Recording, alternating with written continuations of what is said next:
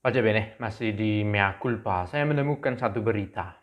Dua orang perempuan bersaudari menjadi suster di waktu yang sama. Two sisters become nuns at the same time in Spain.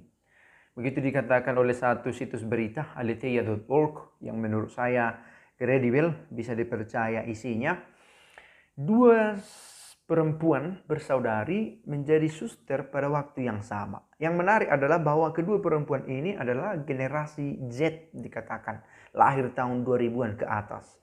Sejatinya begitu dekat dengan gadget, tetapi ada kerinduan mencari Allah secara eksklusif, boleh dikatakan secara istimewa dengan menjadi seorang suster.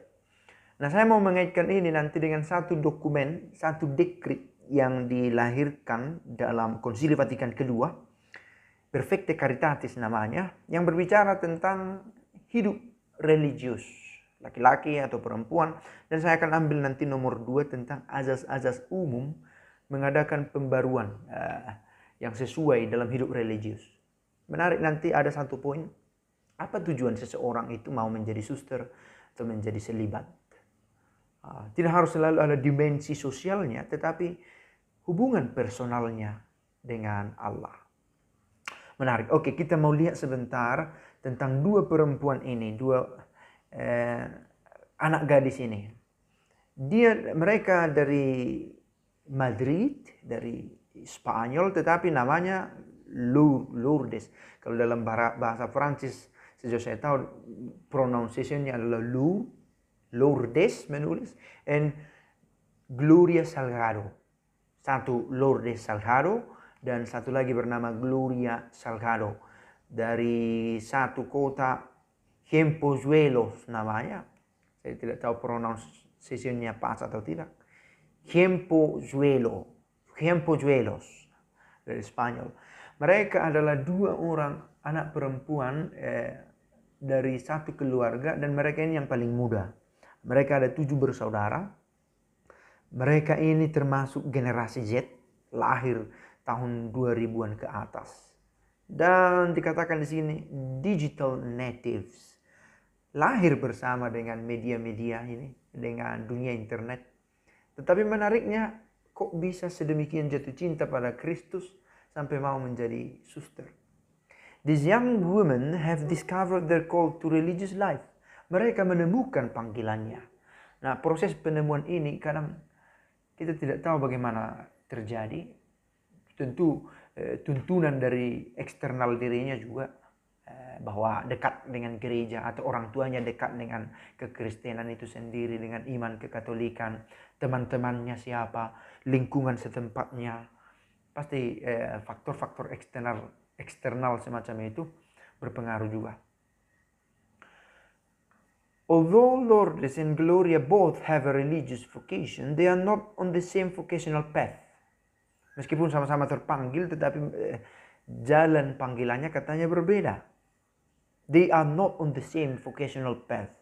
Gloria, yang sudah berumur 18 tahun, masuk novisiat dari Ordo Our Lady pada September tanggal 8. Sementara Lourdes akan mulai sebagai postulan pada usia 20 tahun di Gesù Comunio Convent, biara komunitas Yesus, itulah Gesù Comunio Convent of La Aguilera in Burgos. Itu tempat komunitasnya si Lourdes ini di usia 20. Saya tidak sampai sekarang belum menemukan siapa yang lebih tua, tetapi mereka ternyata memiliki jalan panggilan yang berbeda-beda, tetapi dikatakan di sini at the same time mereka masuk. Oke, berarti sudah umur 20 tahun si Lourdes ini mulai postulan, sementara si Gloria umur 18 tahun sudah masuk novisiat. Berarti usia berbeda, mereka bukan twin, bukan kembar, tetapi sama-sama masuk hidup membiara. In just over a month times, hanya sekitar beda 1 bulan barangkali ini maksudnya, mereka masuk dalam hidup membiara. Jesus called me from a very young age, kata Lourdes. Umur 18 tahun sudah novisia. Saya umur 18 tahun postulan.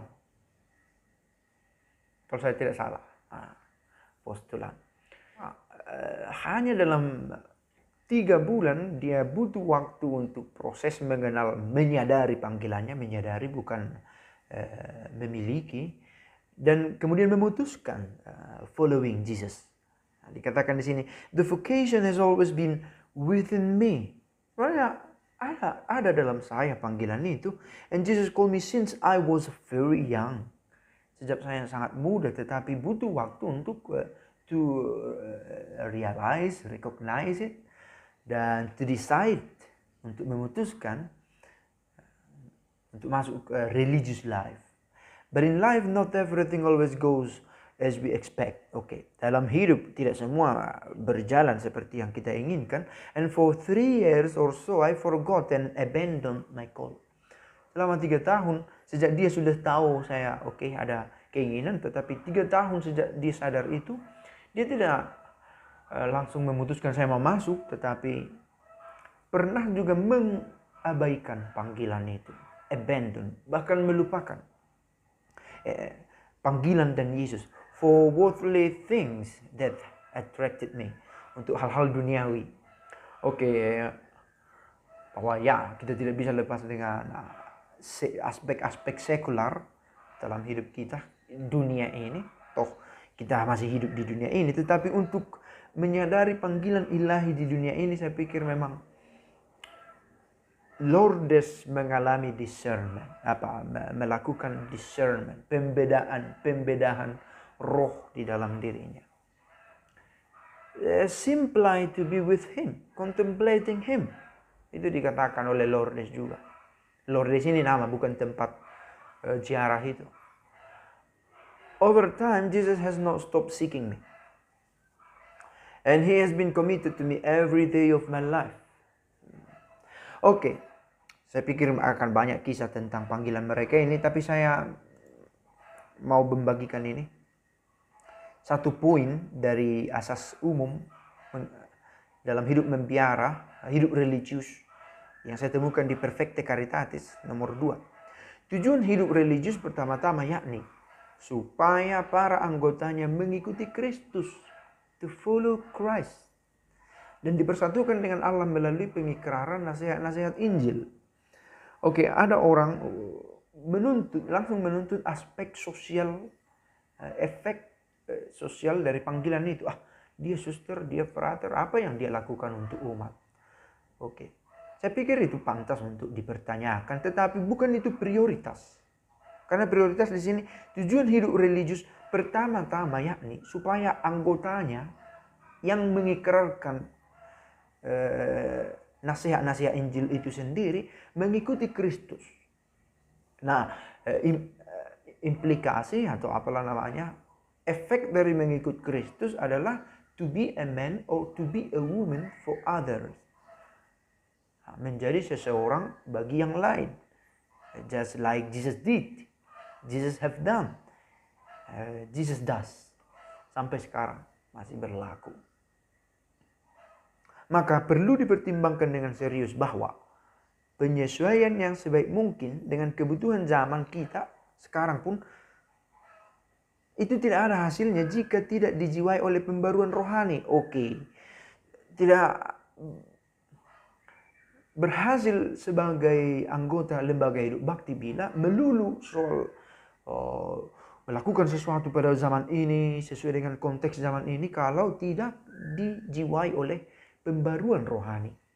Maka yang pertama-tama adalah hubungan personal dengan Kristus. Hendaknya pembaruan rohani itu dalam pengembangan karya di luar pun selalu diutamakan. Dan itulah bedanya pekerja sosial dengan lembaga hidup bakti. Pertama-tama adalah spiritualitasnya yang dialami secara personal. Mudah-mudahan untuk saya menarik ini. Dan mudah-mudahan juga memberi panorama tambahan untuk kita. Sekurang-kurangnya kita tahu ada satu dokumen namanya Perfecte Caritatis, yang yang berbicara tentang lembaga hidup bakti religius di dalam gereja, dan dokumen ini muncul di Konsili Vatikan kedua. Pace e bene.